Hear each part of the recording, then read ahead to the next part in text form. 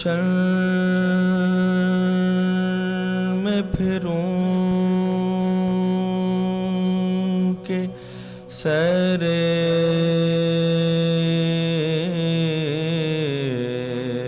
صحرا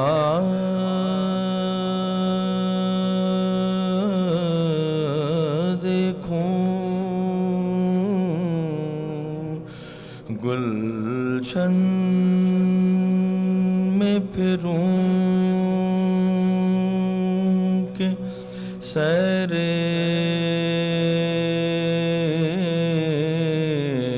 صحرا دیکھوں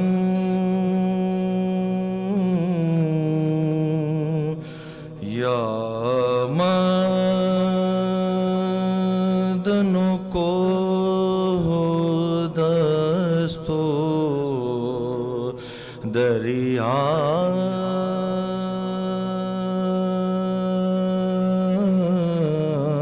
دیکھوں یا مدنوں کو دستو دریا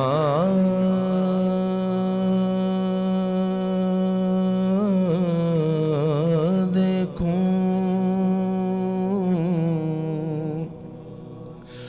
ہر سو تیری قدرت کے ہیں لاکھوں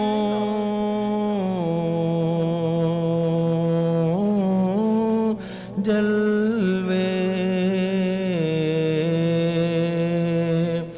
ہر سو تیری قدرت کے ہیں لاکھوں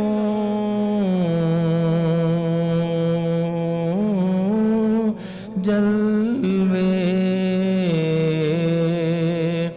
حیران ہوں کہ دو آنکھوں سے کیا کیا دیکھوں حیران ہوں کہ دو آنکھوں سے کیا کیا دیکھوں گلشن میں پھروں صلوات پڑھ دے محمد و آل محمد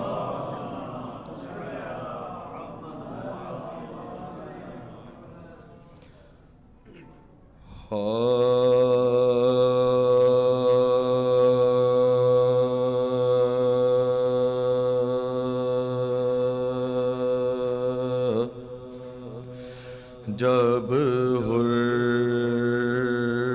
کا گناہ شاہ امم نے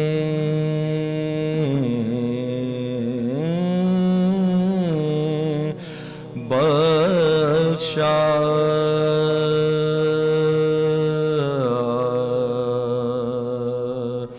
جب حر کا گناہ شاہ امم نے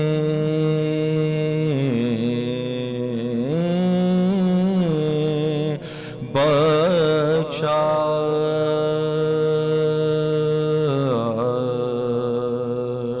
قطرے کو شرف بحر کرم نے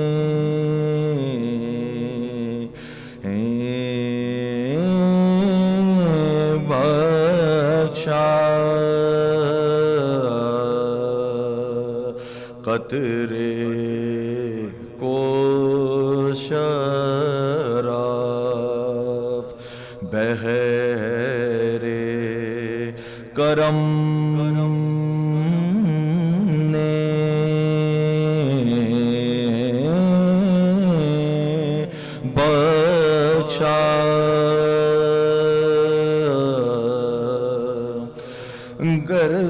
سے ندا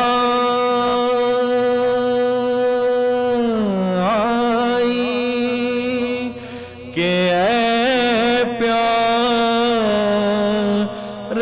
حسین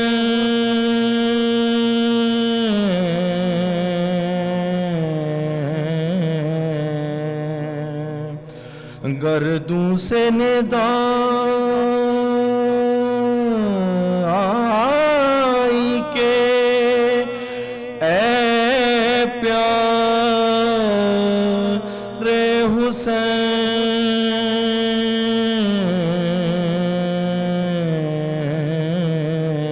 حسین بخشا جسے تو نے اسے ہم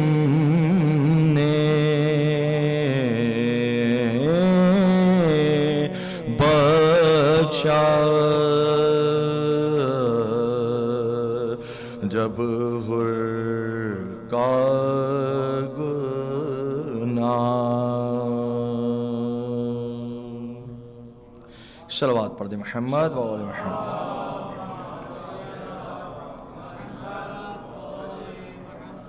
اسی بہتر انداز میں باواز بلند بار دیگر صلوات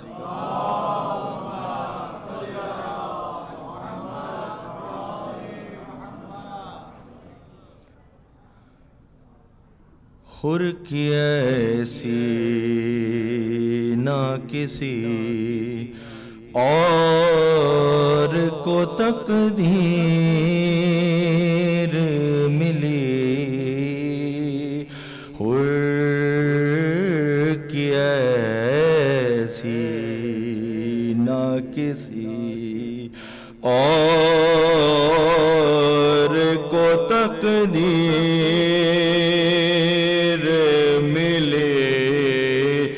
جس کو دوزخ کے عوض خلد کی جاگیر ملے جس کو دوزخ کے عوض خلد کی جاگیر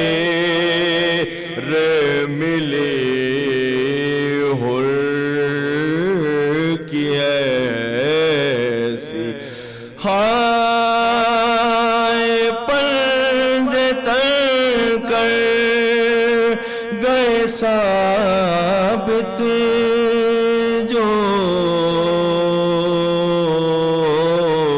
عمل سے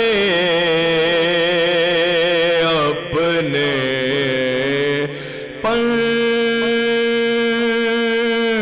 پنج تر کر گئے ثابت جو عمل سے اپنے اس سے بہتر کوئی قرآن کی نہ تفسیر ملے اس سے بہتر کوئی قرآن کی نہ تفسیر ملی حر کی ایسی ہائے تیر کیوں مار دیا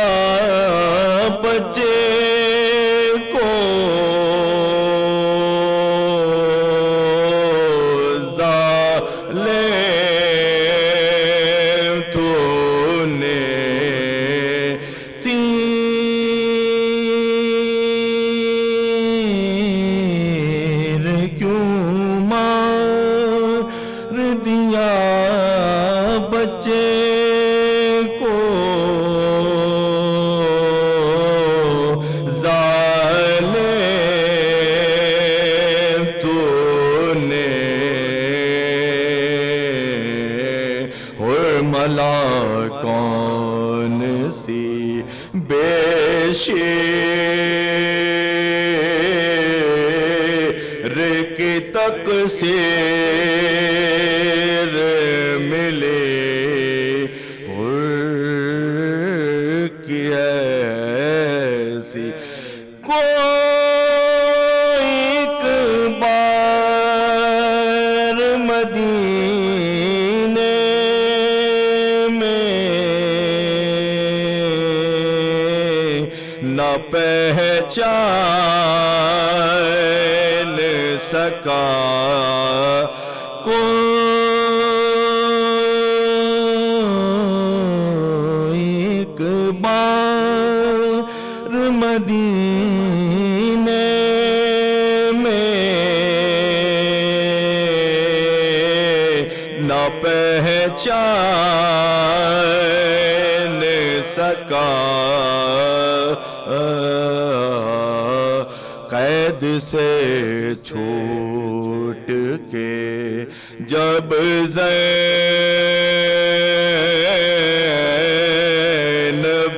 دلگیر ملے سب ملے چھوٹ کے زندہ سے سکینہ کے سوا سب ملے چھوٹ کے زندہ سے سکینہ کے سوا ہاں مگر فاطمہ صغریٰ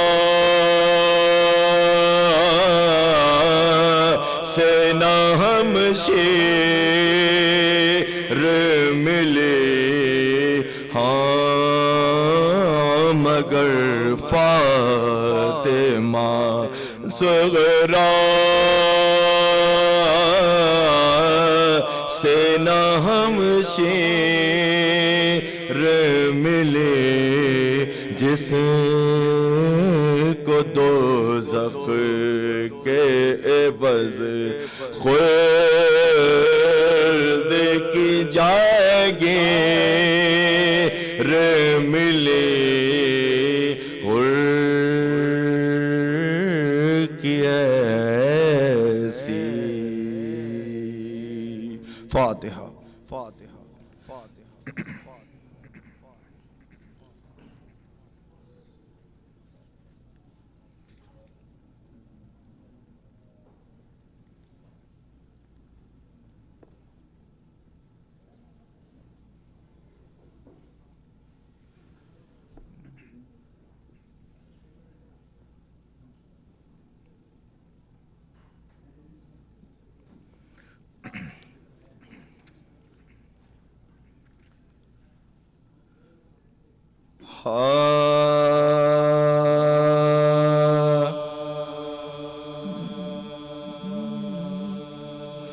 جس داں سنی امام امم نے صدائے حر جس داں سنی امام امم نے صدائے حر سینے پہ ہاتھ مار کے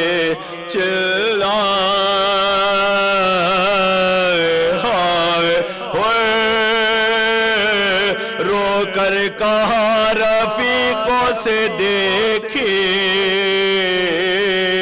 وفائے ہوئے فرش ازاہروں نے بچھائے برائے ہوئے کھینچی جو شین آہا دل بے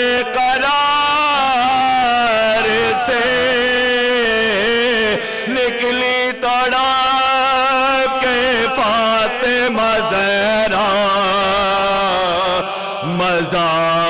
سے دوڑے ادھر سے رن کی طرف سید عمر آئے نجف سے حیدر صفدر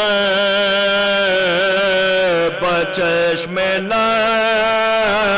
آواز دی نبی نے کہ حر کو لیے ہے ہاں جس وقت پہنچے شاہ تو وہ توڑتا تھا سر کاٹنے کی فکر میں جو تھے وہ ہٹ گئے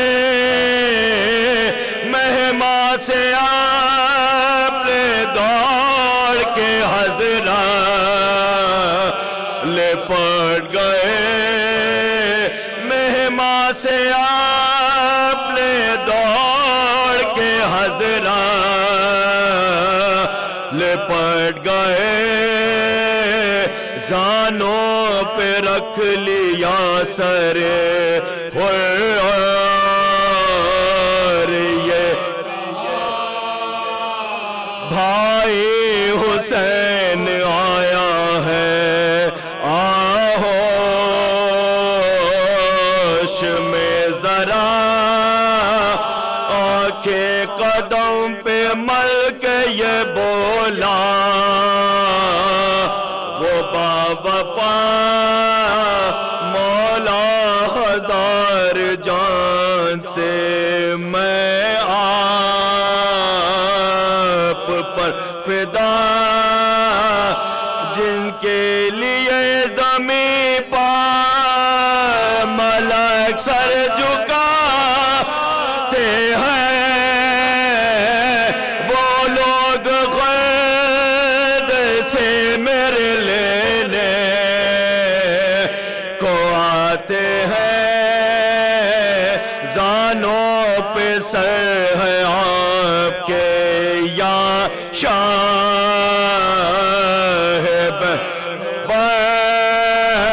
محبوب کبریا ہے ادھر شیر حق ادھر ہے کون یہ معظمہ پہلو میں نہ آگئے شاہ نے کہا کہ روتی ہے اماں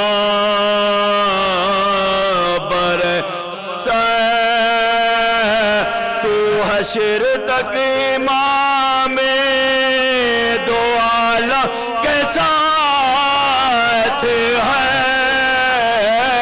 ماتم تیرا حسین ماتم تیرا حسین کے ماتم کے ساتھ ماتم تیرا حسین کے ماتم کے ساتھ ہے یہ سن کے غیر ہو گیا اس جری کہا زانو شاہدی پا کیا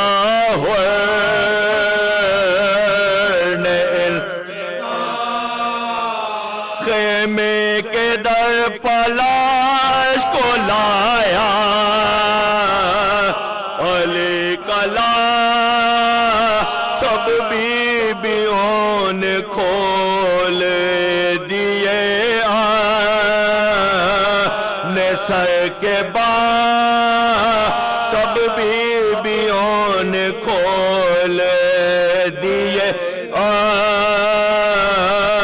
اپنے سر کے بعد زینب یوں روئی شے کے فدائی کے واسطے جیسے بہن تڑپتی ہے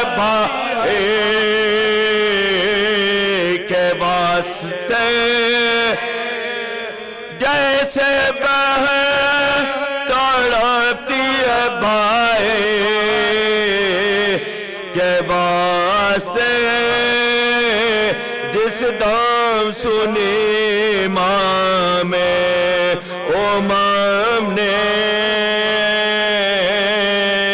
صدا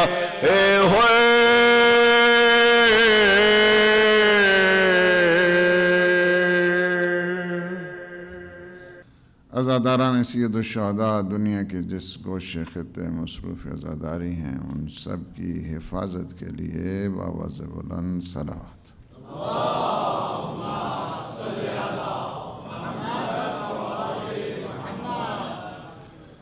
عالم اسلام کی سربلندی، عالم طاغوت کی نابودی کے لیے پھر بھی بآواز بلند صلوات۔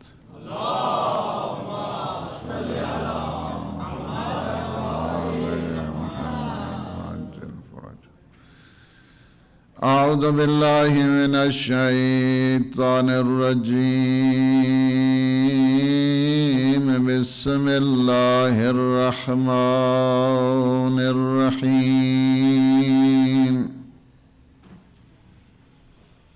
الحمد للہ الذی قصرت عن رؤیته ابصار الناظرین وعجزت عن عرته أوهام الواصفين الصلاة والسلام وتحية والإكرام على النبي المؤيد والرسول المسدد المصطفى الأمجد المحمود الأحمد سيدنا ونبينا وشفيع ذنوبنا وطبيب نفوسنا وأبي القاسم محمد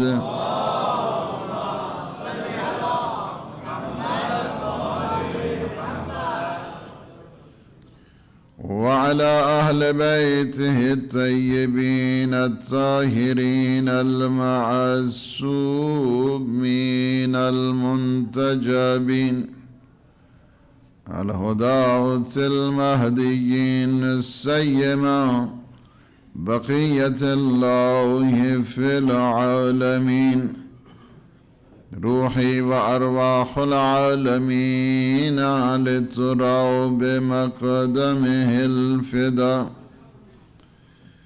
ولعنة الله على أعدائهم أجمعين من الآن إلى قيام يوم الدين أما بعد فقد قال الله سبحانه وتعالى في محكم الكتاب المبين بسم الله الرحمن الرحيم والعصر إن الإنسان لفي خسر إلا الذين آمنوا وعملوا الصالحات وتواصوا بالحق وتواصوا بالصبر صلوات۔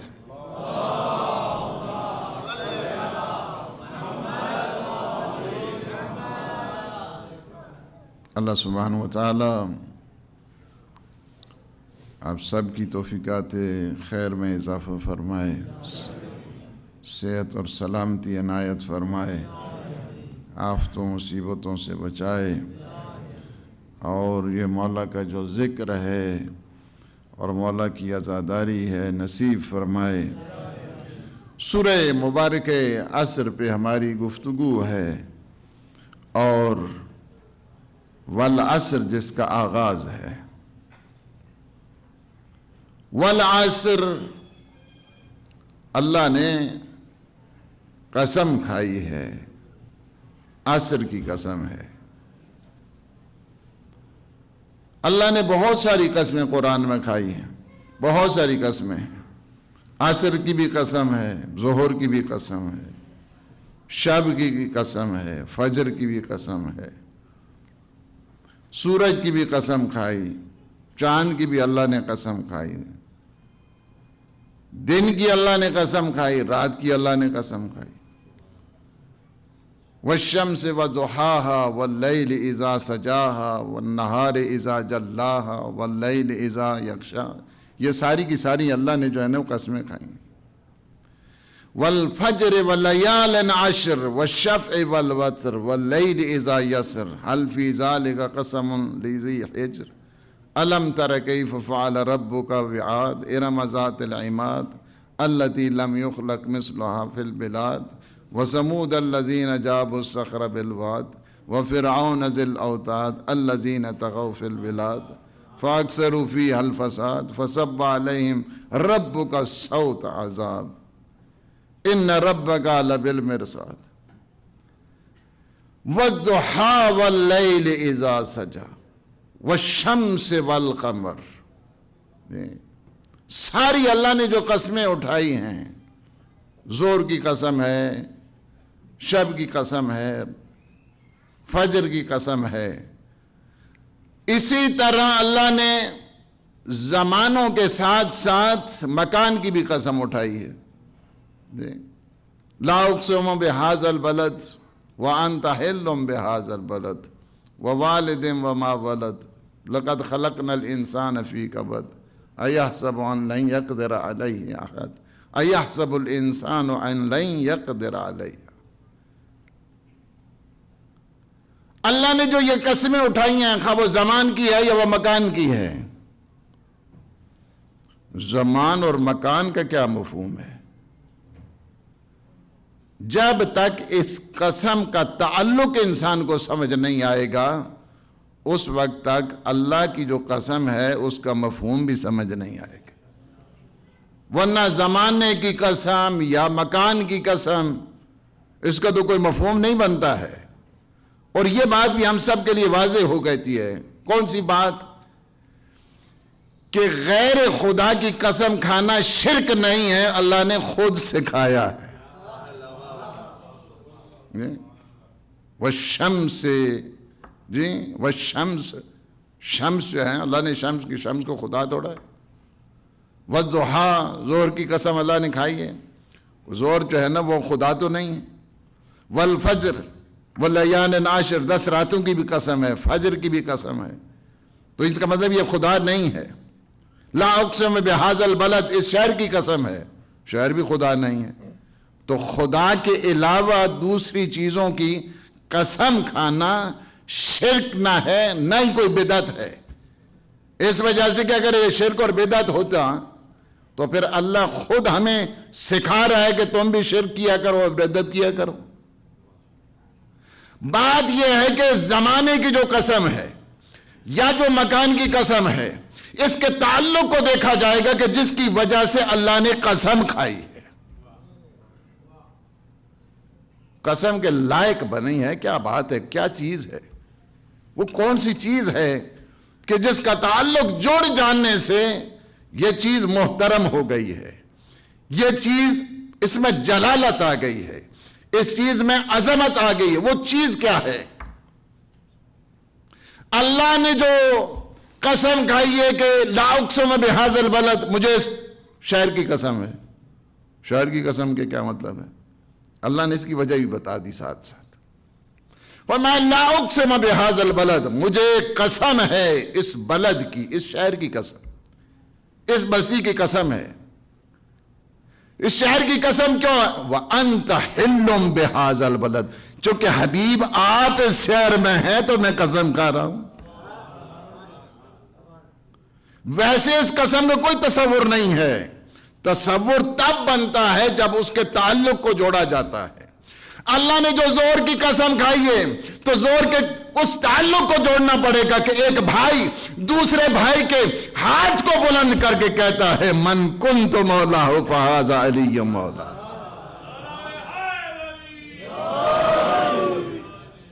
اس تعلق کو دیکھنا پڑے گا.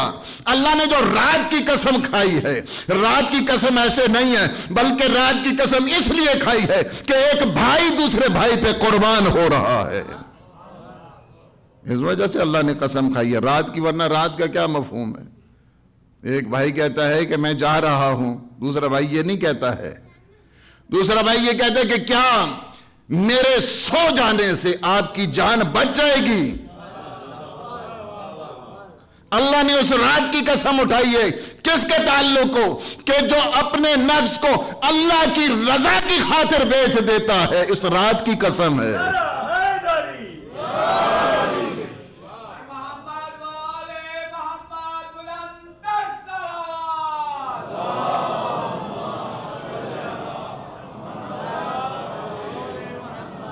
لہذا اس کو تعلق کو جوڑنا پڑے گا۔ جب تک وہ تعلق سمجھ نہیں آتا ہے اس وقت تک انسان بھائی بھائی پہ قربان ہو رہا ہے، اور اللہ فرشتوں پہ فخر کر رہا ہے۔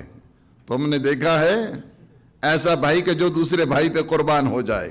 جاؤ دیکھو، نظارہ کرو میرے علی کی طرف۔ فقط ایک سوال پوچھا، وہ سوال یہ تھا، یا رسول اللہ کیا میرے سو جانے سے آپ کی جان بچ جائے گی؟ میرے آقا نے فرمایا یہی حکم خدا ہے۔ وہیں پہ سجدہ شکر کیا ہے۔ تاریخ میں یہ پہلا سجدہ شکر ہے، لیکن ہم بھی سجدہ شکر کرتے ہیں۔ علی نے بھی سجدہ شکر کیا ہے۔ دنیا والے سجدہ شکر کرتے ہیں جان بچنے کی خاطر، علی سجدہ شکر کرتے ہیں جان دینے کی خاطر۔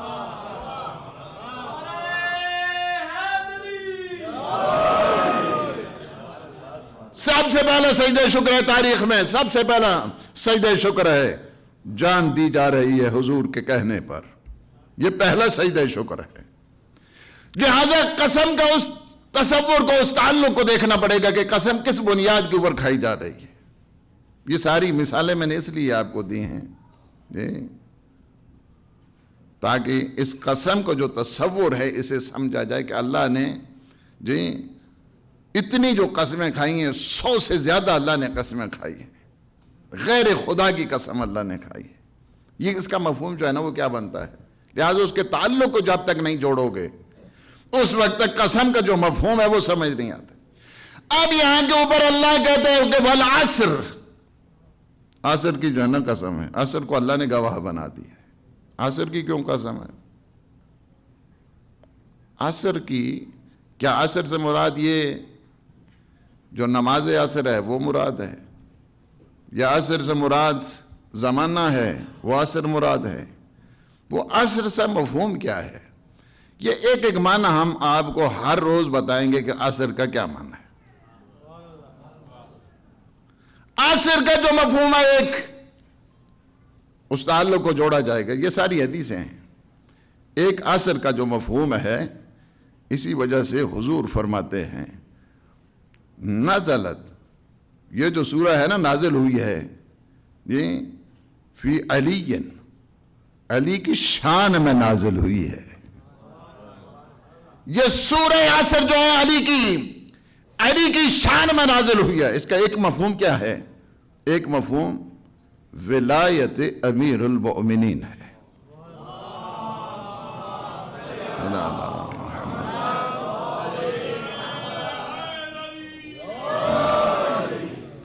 اس کا ایک مفہوم کیا ہے؟ ولایت یعنی کیا ہے؟ عصر ہے۔ ساری ولایتوں کا خلاصہ جس رات میں ہو جاتا ہے اسے عصر کہتے ہیں، اور وہ ولایت علی ابن ابی طالب۔ تھوڑا تھوڑا آگے آ جائیں، آگے آ جائیں۔ جی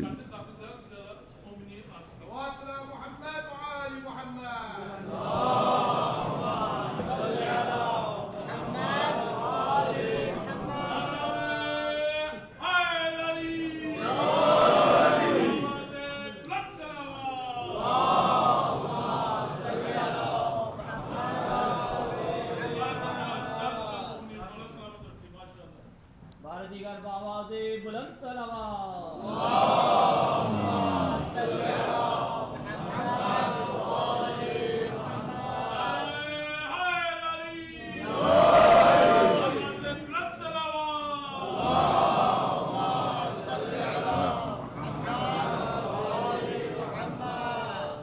عصر کا ایک مفہوم کیا ہے؟ حضور نے کیا فرمایا ہے کہ یہ جو پوری سورہ ہے یہ شان علی ابن ابی طالب میں نازل ہوئی ہے۔ عصر کیا ہے؟ عصر کہتے ہیں نچوڑنا، جس طرح کپڑوں کا آپ نچوڑتے ہیں نا، اس کو عصر کہتے ہیں۔ خلاصہ ہو رہا ہے ساری ولایتوں کا۔ آدم کی ولایت کا خلاصہ علی، نوح کی ولایت کا خلاصہ علی، اسی وجہ سے ساری کتابوں کا خلاصہ بھی علی۔ اللہ نے 104 کتابیں نازل کی ہیں۔ آپ کہتے ہیں کہ پہلے تو ہم نے 4 ہی سنی تھی، آج پتہ نہیں 104 کہاں، کوئی مانچسٹر سے کوئی نئی کیا چیز ہو گئی ہے کہ اللہ نے 104 کتابیں نازل کی ہیں۔ صحف ابراہیم، صحف موسیٰ، قرآن میں تو پڑھتے ہیں نا، یہ ساری چھوٹی چھوٹی جتنی کتابیں تھیں اللہ نے 104 کتابیں نازل کی ہیں۔ 104 کا خلاصہ کیا ہے اللہ نے 4 کتابوں میں، تو وہ عصر بن گئی نا۔ اس 4 کتابوں میں کا خلاصہ ایک کتاب میں اللہ نے کیا، وہ عصر بن گئی ہے۔ 104 کتابوں کا خلاصہ 4 کتابوں میں، 4 کتابوں کا خلاصہ ایک کتاب میں، وہ جو خلاصہ ہے اسے عصر کہتے ہیں جی، نچوڑ جوہر بنا جو۔ اس ایک کتاب کا اللہ نے دل قرار دیا ہے جسے سورہ یاسین کہتے ہیں۔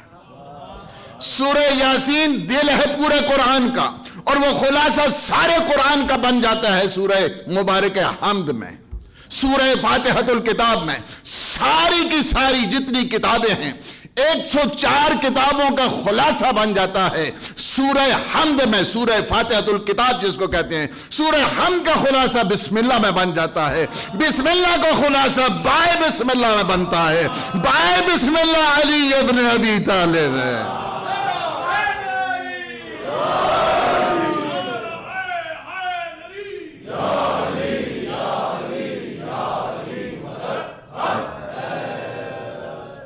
ساری کی ساری ولایتوں کا خلاصہ، ساری ولایتوں کا خلاصہ کیا ہے؟ وہ ذات علی ابن ابی طالب میں ہے۔ اسی وجہ سے اگر اس کوئی ولایت کو میرے آقا محمد باقر علیہ السلام فرماتے ہیں،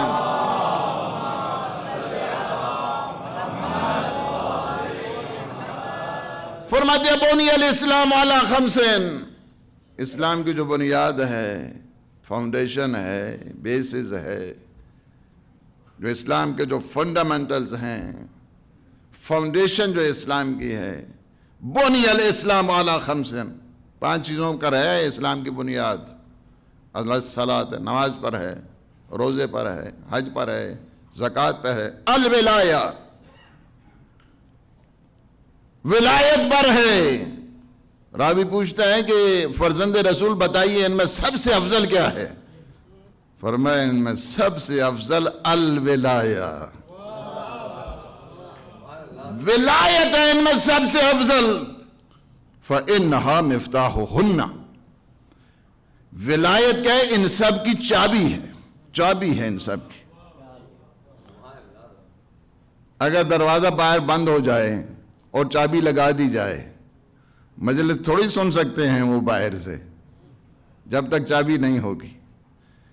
فرمایا فَإِنَّهَا مِفْتَاحُهُنَّ، یہ سب جتنے اعمال ہیں اس کی سب کی چابی اس ولایت سے کھلتی ہے۔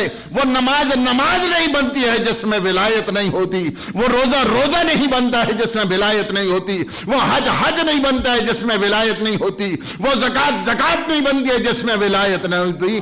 ولایت نہیں ہو تو اگر حضرت نوح جتنی اگر کوئی عبادت کرتا رہے، فرمایا یا علی لو ان عبدا عبد اللہ عز وجل مثل ما قام نوح فی قومہ، یا علی کہہ کے، یا علی، حضور جو ہے نا یا علی کہہ کے فرماتے تھے۔ 1000 سے زیادہ حدیثیں ہیں جن کا آغاز جو ہے نا وہ یا علی سے ہوتا ہے۔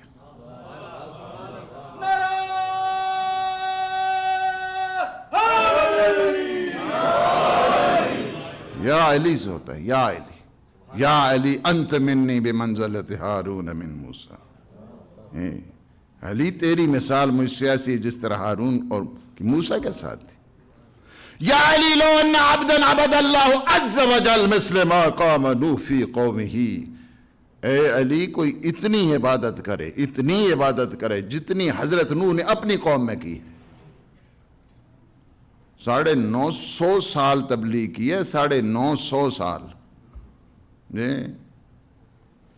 10-20 سال کا مسئلہ نہیں ہوتا ہے، 40-50 سال کا مسئلہ نہیں ہوتا ہے. کتنے 100 سال؟ 950 سال قرآن گواہ ہے. 950 سال تبلیغ کی ہے. فرمایا کہ یا علی اگر کوئی اتنی عبادت کرے کہ جتنی حضرت نوح نے اپنی قوم میں کی ہے، اللہ اسے اتنا رزق دے دے، اللہ اکبر، کہ وہ کوہ احد کے پہاڑ جتنا سونا رائے خدا میں دے دے.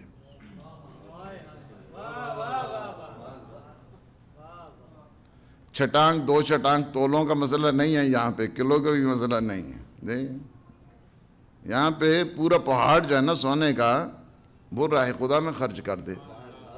جی عبادت اتنی کرے جتنی حضرت نوح نے اپنی قوم میں کی ہے. انفاق اتنا کر دیں کہ کوہ احد کے پہاڑ جو ہے نا وہ ختم ہو جائے. فرمائے کہ اس کی اللہ زندگی کو اتنا دراز کرے حتی یحج 1000 عام علی قدمی، اپنے پاؤں چل کر، فلائٹوں پہ نہیں. یہاں سے فلائٹ لی سیدھا ماشاءاللہ یا جدہ یا جو ہے نا مدینہ، وہ نہیں جی، بلکہ اپنے پاپیادہ بے فٹ، اس طرح جو ہے نا اس انداز کے ساتھ وہ کرے. 1000 حج پاپیادہ کرے. اور آخری حج کے دوران کیا ہے؟ ثم قتل صفا والمروہ مظلوما، صفا اور مروہ کے درمیان حالت مظلومی میں مارا جائے. لم یوالک لم یشم رائحۃ الجنہ، اگر علی تیری ولایت کا دم نہیں بڑھتا جنت جانا کجا، جنت کی خوشبو تک نہیں سونگ سکتا.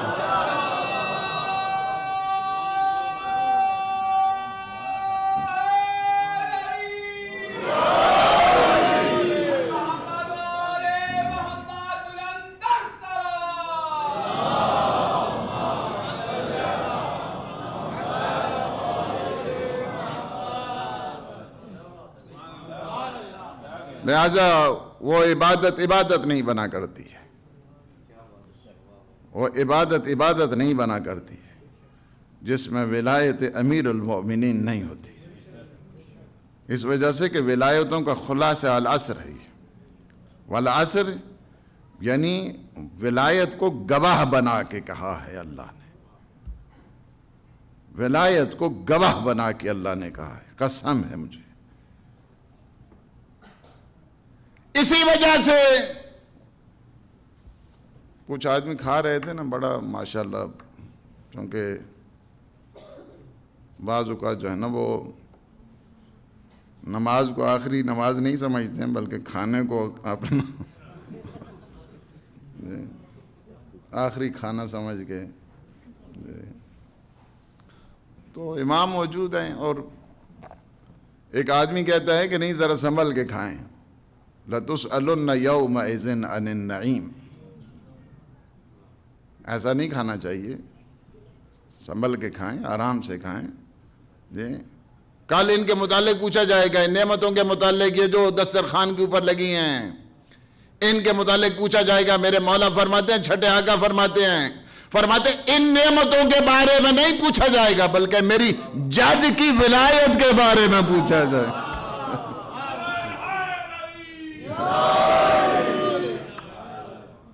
ان کس کھانے پینے کو اللہ یہ نہیں پوچھے گا، یہ نہیں، اس کے متعلق نہیں پوچھنا ہے اللہ نے.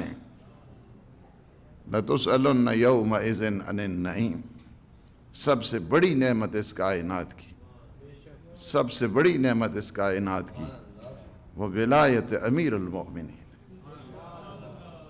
اللہ نے اور اللہ کے حبیب نے الْيَوْمَ أَكْمَلْتُ لَكُمْ دِينَكُمْ وَأَتْمَمْتُ عَلَيْكُمْ نِعْمَتِي، آج کے دن میں نے تمہارے دین کو کامل کیا ہے، آج کے دن میں نے اپنی نعمت کو تمام کیا ہے. وہ کون سی نعمت تھی؟ وہ نعمت ولایت تھی. نعمت ولایت کے صدقے میں یہ دین کامل ہوا ہے. اور وہ یہ اصل میں ولایت امیر المومنین کیا ہے؟ ایک جملے میں اگر آپ لوگوں کو سمجھاؤں، جس ملک کا جو ڈیفنس ہے نا وہ ٹھیک نہیں ہوتا ہے تو ہر ایک اس کے اوپر حملہ کرتا ہے.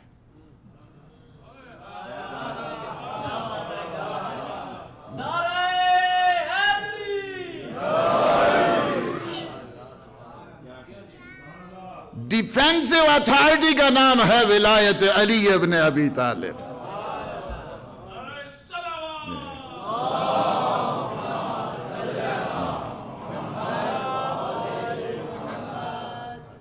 ये हमारी जितनी हिफाजत होती है विलायत के सदके में होती है, विलायत के सदके में होती है। हम नहीं विलायत के मुहाफिज, विलायत हमारी मुहाफिज है। हम नहीं आजादारी के मुहाफिज, आजादारी हमारी हिफाजत किया करते हैं।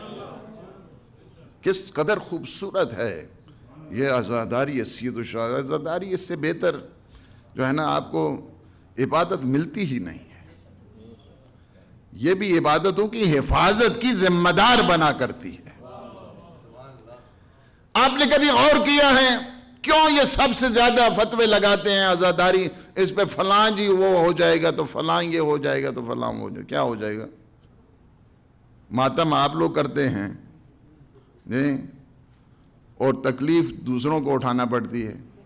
वजह क्या है उसकी? सोचा है कभी? ये इस कदर खूबसूरत जो कॉन्सेप्ट है, इस कदर खूबसूरत, ये सीनों पे पड़ने वाले हाथ, इसकी धमक, इससे यजीदियत के जो काख है ना वो हिल जाया करते हैं।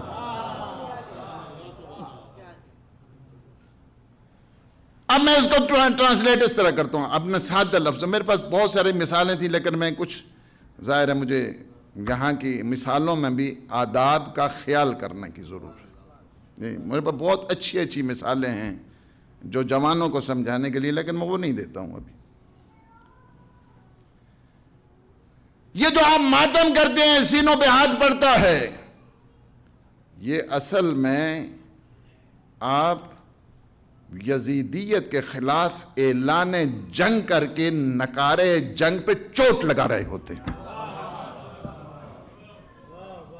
कहते हैं हम हुसैनी हैं, हम हुसैनी, जिस तरह कहते हैं ना हम हुसैनी हैं। ये जब जोर से हाथ लगता है ना तो यजीद सारे दुनिया के घबरा जाते हैं। ये हुसैनी हैं, ये हुसैनी हैं, हर जमाने के यजीद के खिलाफ टक्कर लेने वाले हैं।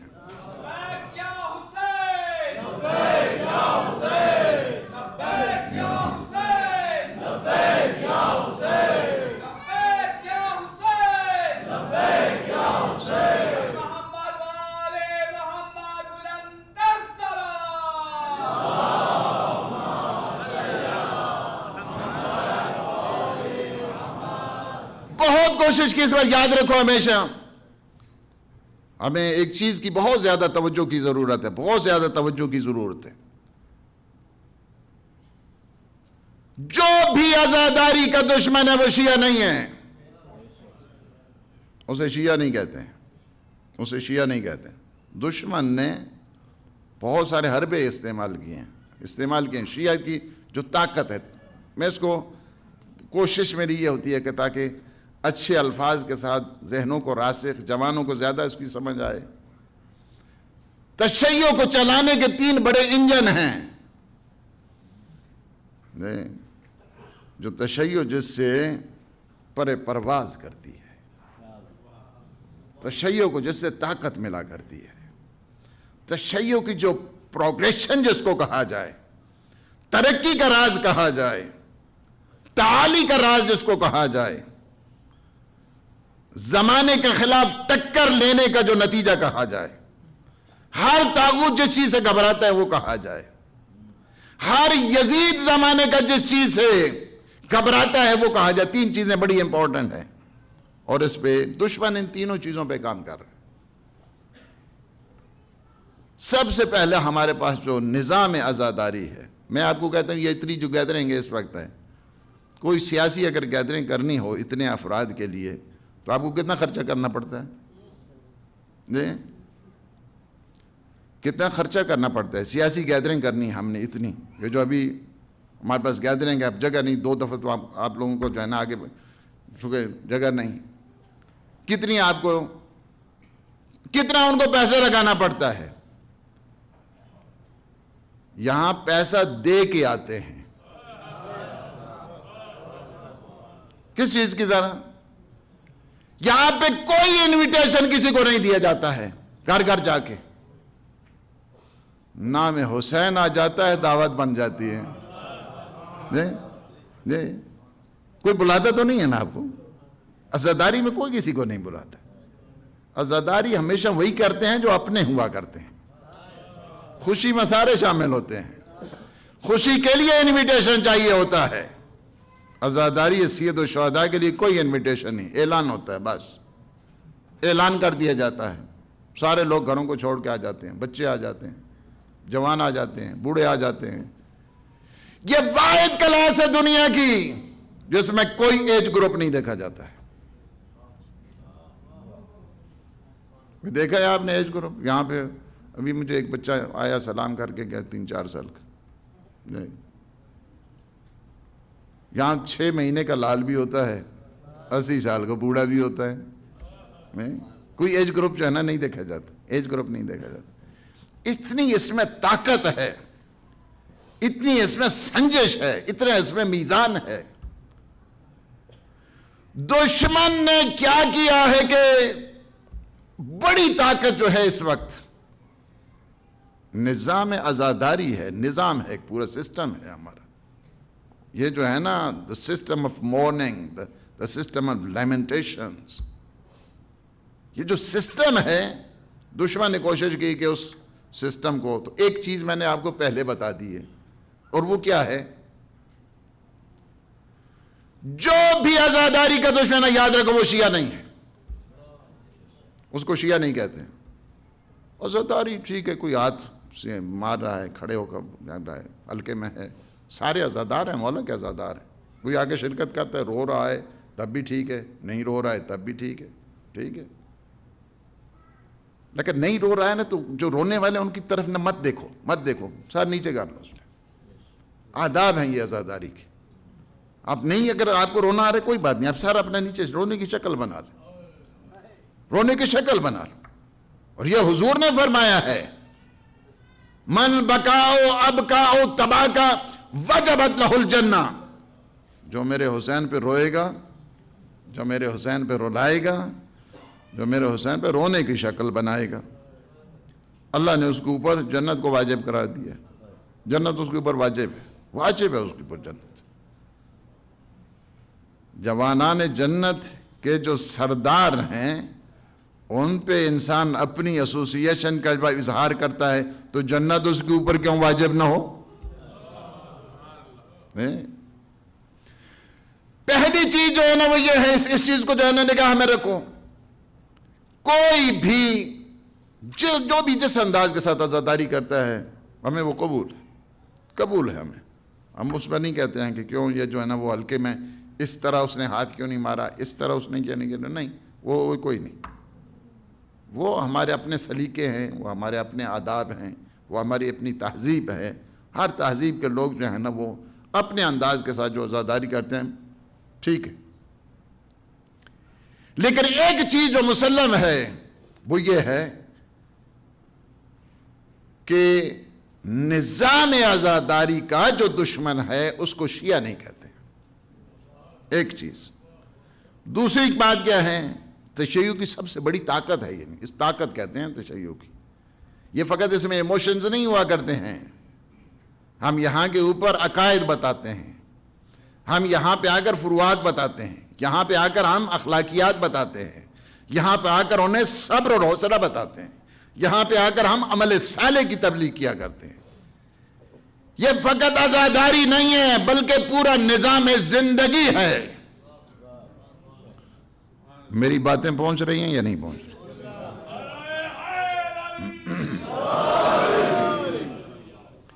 یہ فقط عزاداری نہیں ہے بلکہ پورا کا پورا ضابطہ حیات ہے جس کو کہا جائے. پورا ضابطہ حیات ہے عزاداری سید و شہداء. دوسرا, نظام خمس ہے سب سے بڑی طاقت. اس وجہ سے کہ ڈیفنسو پاور اگر ٹھیک نہیں ہے تب بھی نہیں ملک چل سکتا نا. اگر فائنینشل جو ہے نا انسان کی وہ بھی نہیں ہے تو تب بھی ملک نہیں چل سکتا ہے. ملک کو چلانے کے لیے یہ تشیع کیا ہے؟ ایک مملکت ہے جو جہانی ہے. نظام خمس آپ میں اچھے اچھے جو ہے نا اچھے اچھے بزنس ہونے چاہیے آپ لوگوں کے. دشمن کی ٹیکٹکس میں سے جو ہے نا ایک یہ ہے کہ ان کا اقتصادی جو ہے نا وہ بائیکاٹ، ان کے اقتصادیات کو خراب کیا جائے. اکانومی پاور وہ چاہیے اس وقت آپ کو اچھی طریقے سے اسمال بزنسز شروع کریں. جوانوں کو کہوں گا میں اچھے اچھے بزنس کریں. ہاں جی وہ نوکری لگ گئی تو یہ ہو گیا تو وہ ہو گیا تو ٹھیک ہے، وہ جو کچھ بھی ہے، لیکن اپنے اس کو سنبھالو. پیسہ چاہیے آپ کو، دنیا میں پیسہ چاہیے. پیسہ آپ کو نوکری سے نہیں ملتا ہے. پڑھو صحیح، آپ کے پاس اچھی سی ڈگری ہونی چاہیے. میں کہتا ہوں میرے پاس لنکاسٹر یونیورسٹی کی ڈگری ہے، میرے پاس برمنگھم یونیورسٹی کی ڈگری ہے. میرے کو ڈگری چھین لیتا ہے؟ ڈگری میرے پاس ہے، لیکن میں مولا حسین کی ڈیوٹی کر رہا ہوں.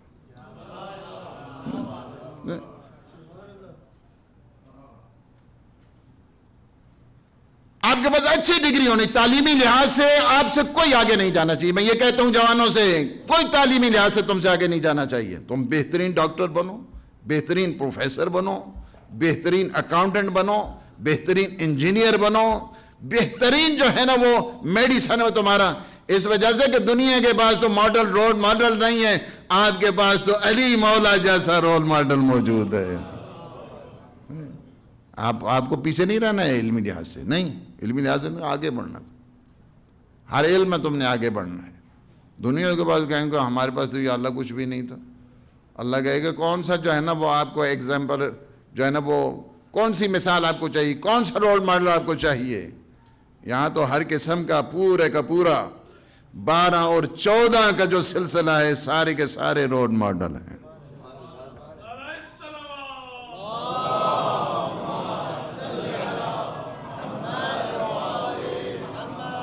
ٹائم ضائع نہ کرو، اپنا ٹائم ضائع نہ کرو. جوانوں سے کہوں گے ٹائم ضائع مت کرو.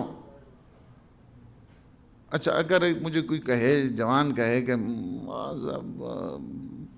پڑھنے کو دل نہیں چاہتا ہے، نہ ہی کوئی ڈاکٹر بننا چاہتا ہوں، اور نہ ہی کوئی انجینئر بننا چاہتا ہوں، نہ ہی کوئی اکاؤنٹنٹ بننا چاہتا ہوں، نہ ہی کوئی ہیومن سائنسز جو ہیں اس کی طرف جو ہے نا وہ آنا چاہتا ہوں، نہ کوئی تھیالوجی ڈپارٹمنٹ، نہ کوئی جو ہے نا کزمولوجیکل ڈپارٹمنٹ، نہ کوئی جو ہے نا انٹولوجیکل ڈپارٹمنٹ، کسی کو دل نہیں چاہتا ہے، تو آپ کیا کہیں گے؟ میرے پاس ان کے لیے بڑا بہترین نسخہ موجود ہے. آپ کہیں گے وہ کیا ہے؟ میرے کو خوب کھاؤ خوب سو.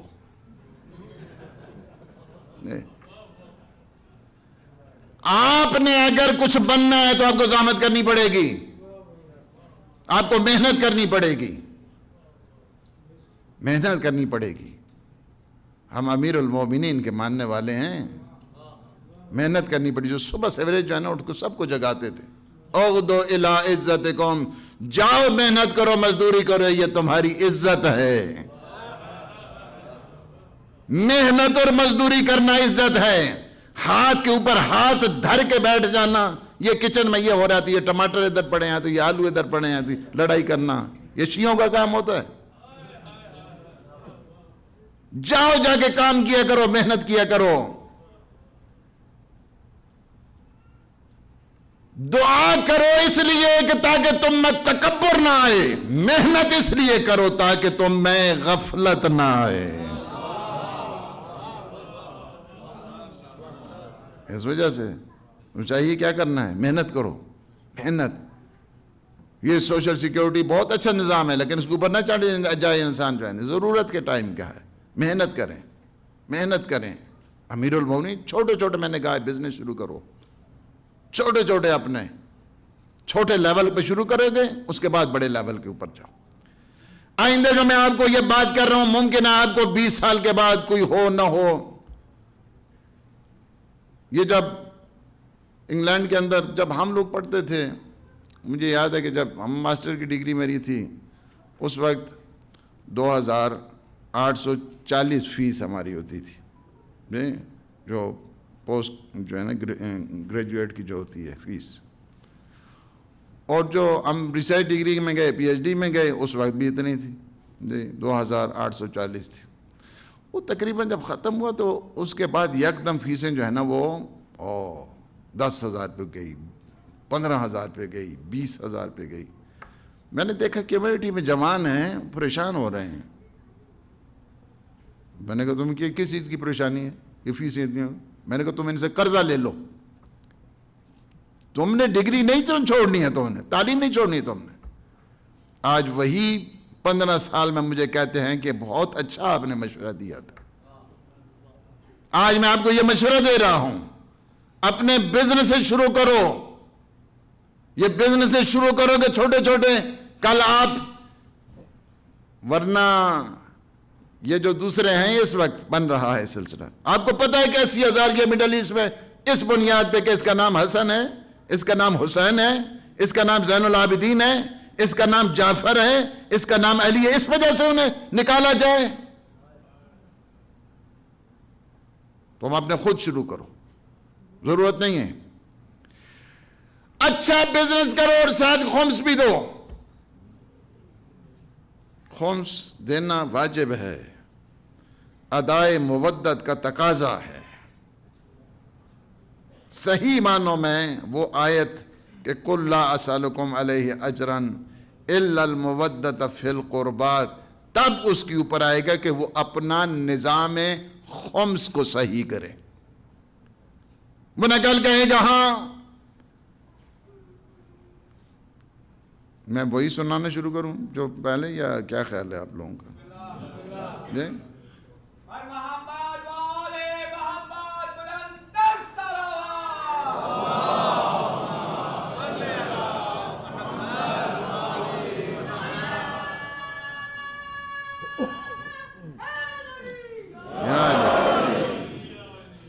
نظام خمس آپ کی طاقت ہے، آپ کی طاقت ہے.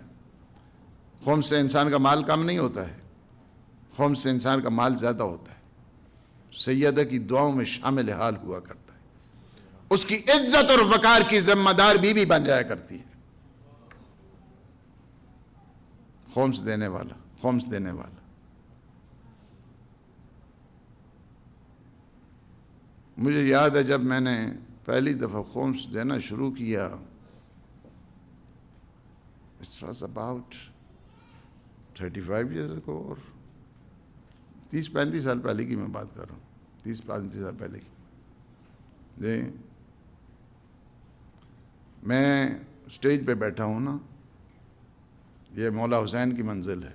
تو میں آپ کو اتنا بتا دوں، جس دن سے خمس دیا اس تاریخ سے لے کر آج تک کبھی بھی کسی چیز کی کمی نہیں آئی، اور کوئی تاریخ ایسی نہیں آئی ہے کہ جس میں ہم نے خمس نہیں دیا. خمس دینے سے میرے 8ویں آقا امام رضا علیہ الصلوۃ والسلام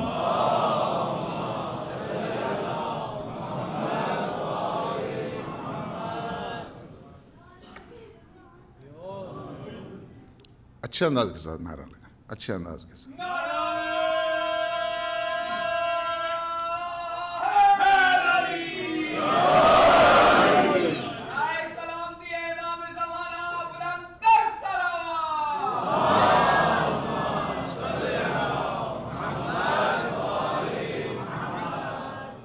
فرماتے ہیں کہ خمس روک کر ہماری دعاؤں کو مت روکو. خمس روک کر ہماری دعاؤں کو مت روکو. خمس تمہارے رزق کی کنجی ہے، تمہاری آخرت کا خزانہ ہے. لہذا ایک حق کے رسالت اور اجر رسالت کی ادائیگی کا ایک ذریعہ جو ہے نا خمس ہے. خمس ہے. اپنی ایک تاریخ مقرر کرو، تاریخ مقرر کرو. آپ مجھ سے پوچھیں آپ کی کون سی تاریخ ہے تو میں بتاؤں گا میری تاریخ 15 شعبان ہے. جی آج سے 35 سال پہلے، جی 87-85 تقریباً کتنا ہو گیا ابھی. جی حساب آپ خود لگاتے رہیں بعد. 15 شعبان آپ کی کوئی تاریخ جو ہے نا مقرر کریں. کوئی تاریخ مجتہد یا اس کے وکیل سے مشورہ کریں، ایک تاریخ معین کر لیں اپنی. وہ خود آپ کو بہتر سجیسٹ کرے گا کہ آپ جو ہے نا یہ تاریخ ہے آپ کی. اور اپنا خمس کا حساب ضرور کریں، خمس کا حساب ضرور کریں. میں جوانوں سے کہوں گا کہ آپ جب بھی نوکری شروع کریں اپنے خمس کی تاریخ معین کر لیں، ورنہ سارے جن کے پاس زیادہ ہوتا ہے نا پیسہ، نکالتے ہوئے نے بڑی وہ پتہ نہیں چل رہا تھا ایک آدمی کا کہ پتہ نہیں یہ مر گیا یا زندہ، اس نے کہا اس کی جیب کی طرف ہاتھ کرو تو سب پتہ چل جائے کہ یہ مر گیا ہے زندہ۔ آپ بی بی کے نام پر، سید سلام اللہ علیہ کے چاہنے والے ان کے نام پہ خمس واجب ہے، نماز، روزہ، حج، زکوٰۃ، خمس۔ جس طرح نماز واجب ہے اس طرح خمس بھی واجب ہے۔ اچھا، جو خمس نہیں دیتا اس کا مال کیا ہے؟ اس کا مال مشکوک ہوتا ہے۔ اسٹیج کا حق ہے کہ جو مجھے، یہ میرا منصب ہے کہ جو میں بتا رہا ہوں، میں اگر 8 مجتہدوں کا وکیل ہوں تو مجھے یہ بھی تو بتانا چاہیے نا کہ کیا ہوتا ہے، یہ بھی تو مجھے میرا فریضہ بنتا ہے، اور یہ میرا منصب ہے کہ میں بتاؤں آپ لوگوں کو۔ جو خمس نہیں دیتا اس کا مال مشکوک ہوا کرتا ہے، مشکوک ہوتا ہے اس کا مال۔ اچھا، مال مشکوک ہو جائے تو نماز میں آپ کہتے ہیں کہ شرائط نماز کے لیے کیا ہے؟ جگہ مباح ہونا چاہیے، لباس یہ ہونا چاہیے، جگہ یہ ہونی چاہیے، ساری چیزیں۔ اب میں اس سے زیادہ اگر تھوڑا سا بتاؤں گا تو مشکل بن جائے گی، لیکن میں اتنا بتا دوں آپ لوگوں کو۔ جس نے اب تک حساب نہیں کیا اسے چاہیے فوراً حساب کرے اپنا، تاکہ یہ حق کی عزاداری جو حق کے سید الشہداء ہے وہ ادا ہوتا رہے۔ ہماری کمزوری ہے، اس وجہ سے، یہ آپ لوگوں کی کمزوری نہیں کہہ رہا ہوں میں، آپ لوگوں کو جو کچھ ہم نے بتایا آپ نے اس کے اوپر عمل کیا ہے، ہم شکریہ ادا کرتے ہیں آپ سب کا، یعنی آپ لوگوں کا قصور نہیں ہے، یہ ہمارا قصور ہے، ہم نے صحیح طریقے سے آپ لوگوں کو نہیں بتایا۔ اگر ہم بتاتے جس طرح باقی ہم بتاتے رہے ہیں تو یہ آج یہ مشکلات جو ہے نا نہیں ہوتی تھی۔ امام خمینی نے فرمایا کہ اگر 2 بازار، ایک تہران اور ایک بغداد کے، دونوں اگر خمس دینا شروع کر دیں، دنیا میں کوئی سادات غریب نہیں ہوں گے۔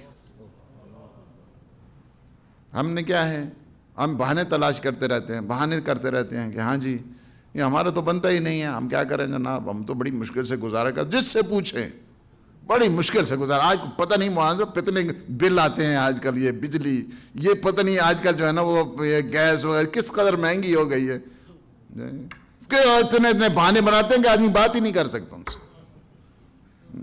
اس کے کیا ہے؟ نظام خمس۔ اپنے خمس کا حساب کرو، اپنے خمس کا، یہ سب سے بڑی طاقت ہے۔ واشنگٹن میں جو ہے نا وہ ہو رہا ہے سیمینار ہو رہا ہے شیعوں کا جو ہے نا خمس کا نظام۔ اچھا، آپ کو بڑی فکر لگی ہو، جو دینے والے ہیں انہیں کوئی فکر نہیں ہے۔ کیا وجہ کیا ہے اس کی؟ دنیا کو پتہ ہے کہ تشیع کا جو اقتصاد ہے، اس قدر رچ جو ہے اکانومی ہے تشیع کی کہ جس پہ کوئی زمانے کا جو بنو امیہ ہے کبھی اس کے اوپر حملہ نہیں کر سکتا ہے۔ اس قدر مضبوط ہے ہمارے پاس سسٹم، اس قدر مضبوط ہے۔ لہذا دشمن نے کوشش کی جس طرح رخنہ اندازی کرنے کے لیے نظام عزاداری میں، نظام عزاداری کا دشمن شیعہ نہیں ہے، نظام خمس کا دشمن بھی شیعہ نہیں ہے، اس کو بھی شیعہ نہیں کہتے۔ تیسرا کیا ہے؟ تیسرا نظام مرجعیت ہے، تو تشیع کی سب سے بڑی طاقت ہے اس وقت۔ طاقت ہے، طاقت جس کو کہا جائے نا، پاور جس کو کہا جائے، اتھارٹی۔ تشیع کی جو طاقت ہے، نمبر 1 تشیع کی طاقت نظام عزاداری، نمبر 2 تشیع کی طاقت نظام خمس، نمبر 3 تشیع کی طاقت کا جو تیسرا راز ہے وہ نظام مرجعیت ہے۔ دشمن کیا کرتا ہے؟ جہاں سے میں آیا ہوں نا 200 سال سے تقریباً جو ہے نا وہ نظام مرجعیت کے خلاف کتابیں لکھو، یہ کرو وہ کرو، اچھا جناب کیا ہے؟ نہیں نہیں وہ کون نے جنہیں بس سارے پڑھے چھڑے کون انہوں نے سارے. اچھا جناب ٹھیک ہے. سارا جو ہے نا وہ یہ نظام مرجعیت آپ کی طاقت ہے. نظام مرجعیت کوئی ہمارا بنا ہوا ہے؟ نظام مرجعیت نہ کسی مولوی کا ہے، نہ کسی عالم کا ہے، نہ کسی مفتی کا ہے، نہ کسی شیخ کا ہے، نہ کسی عام آدمی کا ہے، نہ کسی خاص آدمی کا ہے. نظام مرجعیت کس کا ہے پھر؟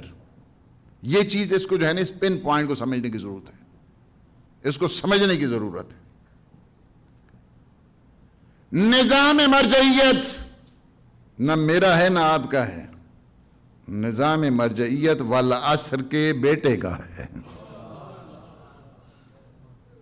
نظام مرجعیت میرا نہیں ہے. اب آپ کہتے ہیں کہ ہاں جی جو وکیل ہوتا ہے، وکیل کوئی معصوم نہیں ہوتا ہے، نہ معصومین کے کوئی وکیل معصوم ہوا کرتے تھے. یہ خامخواہ کنفیوژن آپ کے ذہنوں میں پیدا کرتے ہیں. حضرت مسلم بن عقیل وکیل ہیں، سفیر ہیں امام حسین کے، مگر معصوم ہیں. لیکن حکم وہی ہے حضرت مسلم کا جو حکم امام حسین کا ہے، ورنہ کوفی بن جائے گا انسان اگر اس کو حکم کو نہیں مانتا ہے.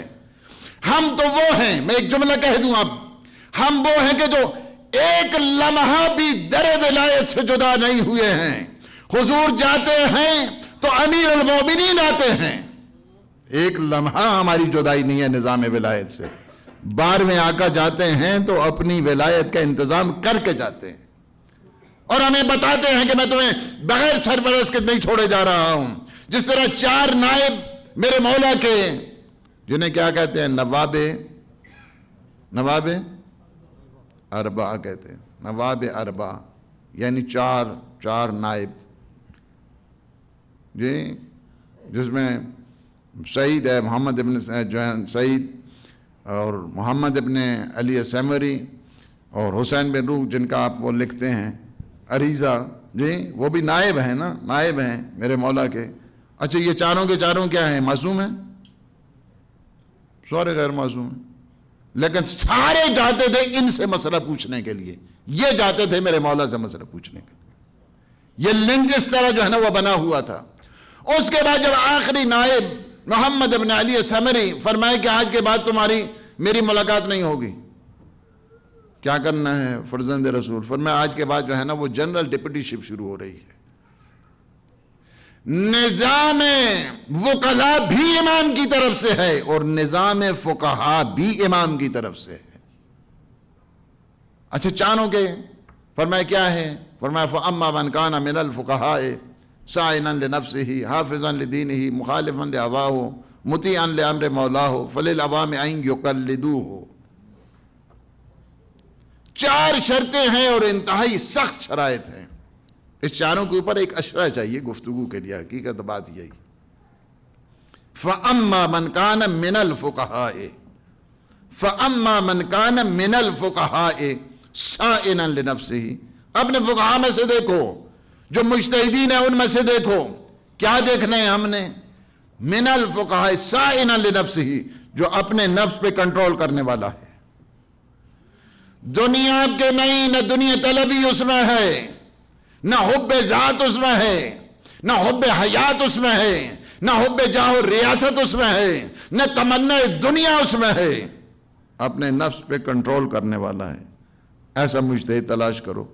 من کان من الفقہاء سائنًا لنفسہ حافظاً لدینہ، دین خدا کی حفاظت کرنے والا ہے.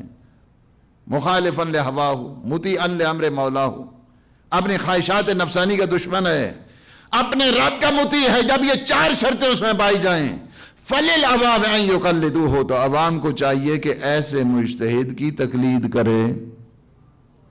تقلید میرا اور آپ کا حکم ہے یا حکم امام زمان ہے؟ جو امام زمانہ کے حکم کو نہیں مانتا ہے ظاہر ہے وہ رسول خدا کے حکم سے انکاری ہو رہا ہے. اور جو رسول خدا کے حکم سے انکار کرتا ہے وہ اللہ کے حکم سے انکار کرتا ہے. اور اسی وجہ سے جو احکام تقلید ہیں اس میں باب ہے، اس میں لکھا ہے کہ اگر کوئی تقلید نہیں کرتا اس کے جو اعمال ہیں باطل. اس وجہ سے حکم امام کے سلسلے.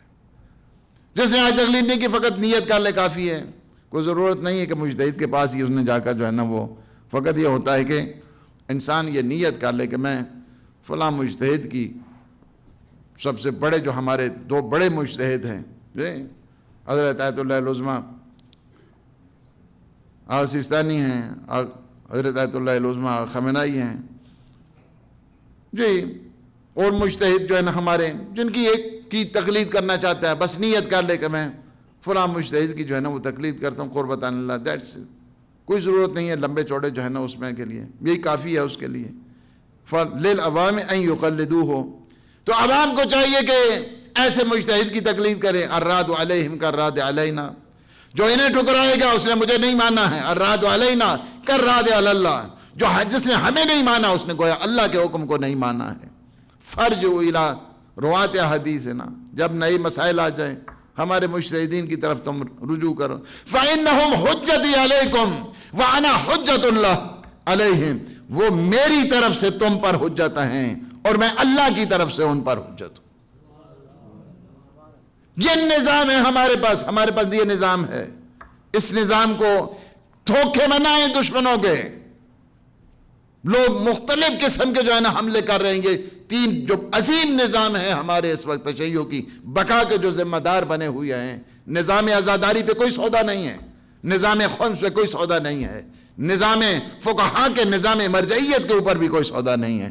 یہی چیز ہے دشمن یہ چاہتا ہے کہ آپ میں پھوٹ ڈالے، افتراق ڈالے، انتشار پیدا کرے.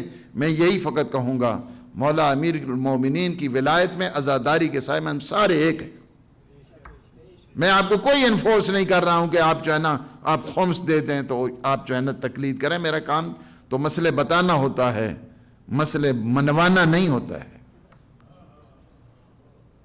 میرا کام یہ ہے کہ صحیح معنوں میں آپ کے دل و دماغ تک مسئلے کو راسخ کر دیا جائے. آگے تو پھر میرے مولا کی توفیق رہے گی. جس کی قسمت میں ہوگا وہ مانے گا، جس کی قسمت میں نہیں ہوگا. یہی نظام فقہا ہے، نظام فقہا کا آج کا نہیں ہے. آپ اگر چلے جائیں کربلا کی تاریخ میں آپ کو بڑے بڑے فقیہ ملیں گے، بڑے بڑے محدث ملیں گے، بڑے بڑے قاری قرآن ملیں گے، بڑے بڑے ترتیل کرنے والے ایسے ایسے ملیں گے کچھ ایک شب قرآن کی تلاوت کیا کرتے تھے. ایسے آپ کو جو ہے نا کربلا کی تاریخ میں ملنے والے. یہی چیز اگر آپ دیکھنا چاہتے ہیں کربلا کی تاریخ میں، میرے مولا خط لکھتے ہیں اور جنہیں خود فقیہ کہہ کے بلائیں. یعنی عجب منظر یہ ہے کربلا کی تاریخ کا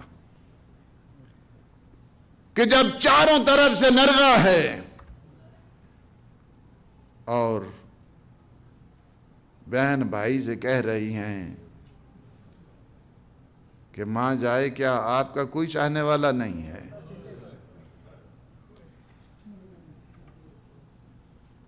فرمایا میرا حبیب، میرے بچپنے کا دوست قاصد بھیجتے ہیں، اور قاصد بھیج کے جملے کی جو ابتدا ہے یہ مولا کے لیٹر، مولا کے خط، اس کی ابتدا اس طرح ہو رہی ہے بسم اللہ کے بعد، من الحسین ابن علی الی رجل فقی. یہ خط حسین ابن علی کا ہے لیکن ایک فقی، ایک مجتہد کو لکھا جا رہا ہے. کہتے ہیں کہ جب قاصد پہنچا، گھر کا دروازہ نوک کیا، اور ایسے میں جب حبیب باہر آتے ہیں پوچھتے ہیں تم کون؟ کہتے ہیں انا برید الحسین، میں حسین کا قاصد ہوں. کہا کیا ہے؟ یہ مولا نے خط بھیجا ہے. خط کو اپنی آنکھوں پہ لگایا، خط ایک دفعہ پڑھا، زار و قطار رونے لگے. اور اس کے بعد جب اہلیہ نے پوچھا کہ کس کا خط ہے، کہا کہ مدینے کے سرداروں کا خط ہے. کہا اس میں کیا لکھا ہے؟ کہا اس میں یہ لکھا ہے حبیب تمہیں پتہ ہے نا میں کون ہوں؟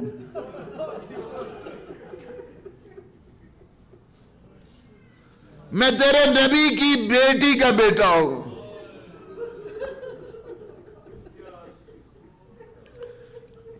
میں نرغے ادا میں ہوں، اور تیسرا لکھا میرے ساتھ بہنیں بھی ہیں۔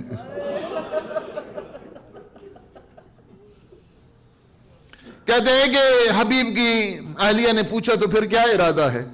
کہا میں یہ سوچ رہا ہوں اگر جاؤں گا تو قتل ہو جاؤں گا، تو بیوہ ہو جائے گی۔ کہا کہ پھر میں خود جاؤں گی، میری آقا زادی تو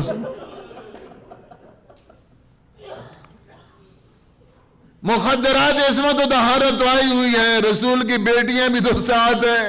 فرمایا کہ میں نے تو تیرا امتحان لیا تھا، یہ کیسے ہو سکتا ہے کہ میرا حسین مجھے پکارے اور میں وہاں نہ جاؤں؟ غلام کو بھیجا، جاؤ گھوڑے کو لے جاؤ شہر کے باہر، اب کافی دیر ہو رہی ہے۔ ایسے میں دیکھا جون غلام ہے، ایک دفعہ جب دیر ہوئی نا تو گھوڑے کے کانوں میں ایک جملہ کہا کہ اگر میرا مالک نہ آیا نا تو میں تجھ پر سوار ہو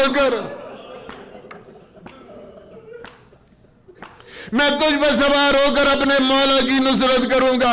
کہتے ہیں یہ جملہ جو سننا تھا نا، حبیب نے سن لیا یہ جملہ، کہا کہ میں نے اسی جملے کے صدقے میں تمہیں آزاد کرتا ہوں۔ کہتے ہیں میں آزاد تب ہوں گا جب میں مولا کی میں اپنے مولا کی بارگاہ میں وہاں جا کر آزاد ہونا چاہتا ہوں۔ جون غلام کوئی معمولی تو نہیں ہے نا، اسی وجہ سے میں نے ایک دفعہ مسجد البندیہ میں تقریر سن رہا تھا، مولانا شہید حضرت آیت اللہ العظمہ باقر حکیم کی، ان کے یہ جملے تھے۔ وہ فرماتے تھے کہ 2 شہید کربلا میں ایسے ہیں کہ جن کے رخساروں پہ امام نے اپنے رخسار رکھے۔ 2 شہید ایسے ہیں کہ جن کے رخساروں پہ امام نے اپنے رخسار رکھے۔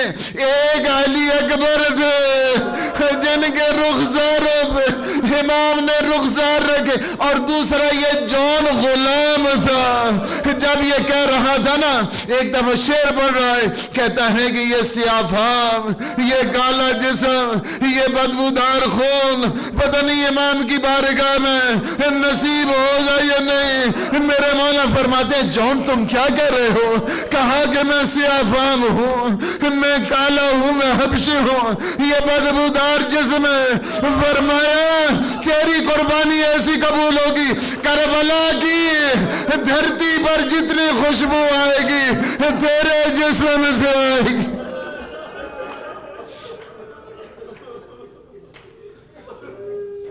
تیرے جسم سے ساری خوشبو آئے گی۔ جون مت کہنا اس طرح، تم حسین کی بارگاہ میں۔ جون کو کہا ابو ذر نے، حضرت کہتے حبیب نے فرمایا کہ تم آزاد ہو گئے ہو۔ کہا کہ نہیں میں آپ کے ساتھ جاؤں گا۔ کہتے ہیں کربلا کی حدود میں پہنچے، ایک دفعہ غبار اٹھا، کہتے ہیں ایک دفعہ اعلان ہوا، علی اکبر آگے بڑھے، میرے مولا فرماتے ہیں جاؤ اپنے چچا حبیب کا استقبال کرو۔ ہاں عباس تم جاؤ میرے بچپنے کے دوست کا استقبال کرو، جاؤ اور محمد جاؤ اپنے چچا کا استقبال کرو۔ ایک دفعہ فوج حسینی میں ایک شور بپا ہوا، ایسے میں میری آقا زادی کہتی ہے اما فضا جاؤ پوچھو یہ شور کیسا ہے۔ کہتے ہیں کہ جب بیوی آئی حائد آئی، فضا نے آ کر پوچھا، کہا کہ امام کے بچپنے کا دوست حبیب ابن مظاہر آ گئے ہیں۔ دیکھ جب جا کر بتایا آقا زادی کو، شہزادی نے ایک جملہ کہا، شہزادی نے فرمایا اما فضا جا کر حبیب کو میرا سلام کہہ دو کہ اس مشکل گھڑی میں تم ہماری نصرت کے لیے آئے ہو۔ ہاں یہ جملہ حبیب نے جب سننا تھا، خاک کربلا کو لیا اپنے سر پہ ڈالا۔ کیا غلاموں کی بھی یہ اوقات ہے؟ کیا غلاموں کا بھی یہ مقام بن گیا کہ زہرا کی بیٹیاں سلام کہہ رہی ہے؟ ہائے میمنے کے سردار تھے، ایک عالم کتنے خوش نصیب ہو حبیب کہ مولا نے ایک علم تمہارے لیے بچا کے رکھا تھا۔ ہائے جب اس نے جہاد لیا، اس نے جہاد کے بعد جب زین پہ زمین پر آئے تو کہتے ہیں امام نے کیا کیا، حبیب کے سر کو اپنی آغوش میں لیا۔ ہائے حبیب کے سر کو اپنی آغوش میں لینے کے بعد پتہ ہے پہلا مرثیہ کیا پڑھا؟ حبیب تیرا کیا کہنا، تو ایک شب میں ختم قرآن کیا کرتا تھا۔ حبیب کی وہ شان، اس کے بعد کہتے ہیں کان الانکسار والا وجہ الحسین، جس طرح حضرت علی ہے، کس طرح حضرت عباس کے لیے ہے کہ کمر ٹوٹ گئی، اسی طرح حضرت حبیب کے لیے ہے ہاں میرے جسم ٹوٹ رہا ہے حبیب تیرے جانے سے۔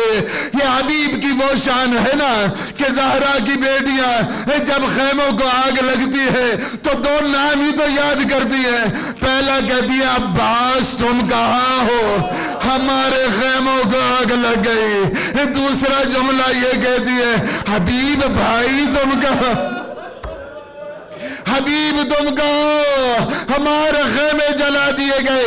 یہی حبیب کا جو سر ہے نا نوکے نیزہ پر سوار ہے، جب کوفہ کے بازار میں پہنچتے ہیں حبیب کا بیٹا آتا ہے، حبیب کے بیٹے نے دیکھا کہ اپنے بابا کا سر نوکے نیزہ پر سوار ہے، سر کو کھینچا اور سر کو کھینچ کر سر کو اپنی سینے کے ساتھ لگایا، کہا کہ جس کا جوان بیٹا زندہ ہو اس کا سر مگر نوکے نیزہ پر۔ میرے مولا نے خطاب کیا بابا یہ صحیح کہتا ہے، بابا یہ صحیح کہتا ہے، لیکن اپنے بیٹے کو دیکھو، ہاتھوں میں ہتھکڑیاں، پاؤں میں بیڑیاں، گلے میں خاردار، تو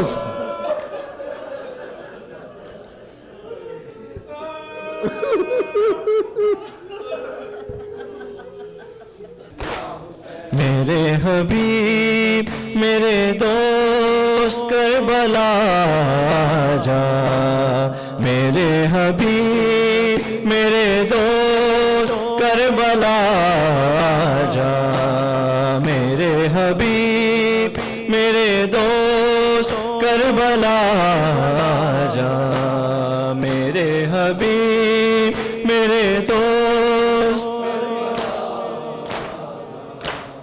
تمہیں بلاتا ہے زہرا کا لاڈلا جا، میرے حبیب میرے دوست کربلا جا، میرے حبیب میرے دوست تمہیں بلاتا ہے زہرا کا لاڈلا جا، میرے حبیب میرے دوست میرے حبیب۔